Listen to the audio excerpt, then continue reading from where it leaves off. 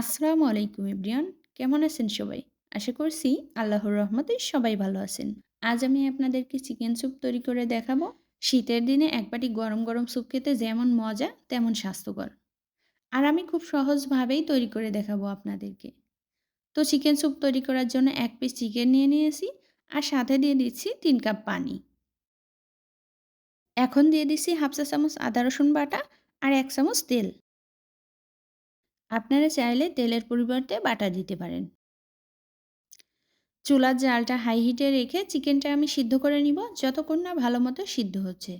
Chicken সেদ্ধ হয়ে গেলে এভাবে একটু চামচ দিয়ে চাপ দিয়ে দেখতে পারেন, তাহলে বুঝতে পারবেন যে চিকেনটা সেদ্ধ হয়েছে কিনা। তো আমার চিকেনটা সেদ্ধ হয়ে গেছে, এখন আমি এটাকে নামিয়ে নিচ্ছি। আর এই চিকেনটা গরম গরম থাকা অবস্থাতে এভাবে ২টা কাঁটা চামচের সাহায্যে ছাড়িয়ে নিতে হবে। আর যে পানিটা অবশিষ্ট রয়েছে এটা কিন্তু ফেলে দিবেন না। এটা হচ্ছে চিকেন স্টক। চিকেন স্যুপ তৈরি করতে এই চিকেন স্টকটা কাজে লাগবে। এই যে চিকেনটা আমার ছাড়িয়ে নেওয়া হয়ে গেছে। এখন আমি এই যে চিকেন স্টক রেখেছিলাম এটার ভিতরে চিকেনটা দিয়ে দিব। এখন আমি চিকেনটা একটু নেড়েচেড়ে মিশিয়ে নিয়ে এর ভিতরে কিছু উপকরণ এড করব। তো আমি এখানে দিয়ে দিচ্ছি ২ টেবিল চামচ পেঁয়াজ আর দিয়ে দিচ্ছি লেবুর খোসা।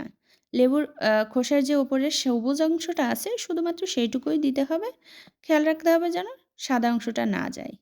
এরপর দিয়ে দিচ্ছি 1/2 চা চামচ সয়া সস। আমি এখানে লাইট সয়া সস ব্যবহার করেছি। আর সাথে দিয়ে দিচ্ছি ১ টেবিল চামচ টমেটো সস। টমেটো কেচাপও ইউজ করতে পারেন, কোনো সমস্যা নেই।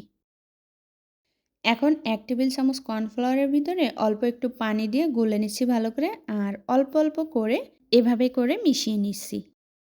তো স্যুপটা একটু ঘন করার জন্যই কিন্তু কর্নফ্লাওয়ার দেওয়া হয়। তো আপনাদের হাতের কাছে যদি কর্নফ্লাওয়ার না থাকে সেক্ষেত্রে আপনারা চাউলের গুঁড়া অথবা আটা ময়দা যেটা থাকে একটু গুলে দিয়ে দিতে পারেন। এতে টেস্টের কোনো পরিবর্তন আসবে না। তো আমি এখন একটা ডিম ভালো করে ফেটে ওপর থেকে অল্প, অল্প করে দিচ্ছি আর একটা স্প্যাচুলা দিয়ে এভাবে একদিকে ঘুরিয়ে ভালো করে নেড়ে দিচ্ছি। এভাবেই কিন্তু ডিমটা দিতে হবে, না হলে কিন্তু বড়, বড় দলা হয়ে যাবে। এরপর আমি চুলাটা বন্ধ করার আগে একটু গোলমরিচ গুঁড়া দিয়ে মিশিয়ে নিয়েছি। আর এই যে এরপর চুলাটা বন্ধ করে তারপরে একটু লেবুর রস মিশিয়ে নিয়েছি। আর লেবুর রসটা কিন্তু চুলাটা বন্ধ করেই মেশাতে হবে।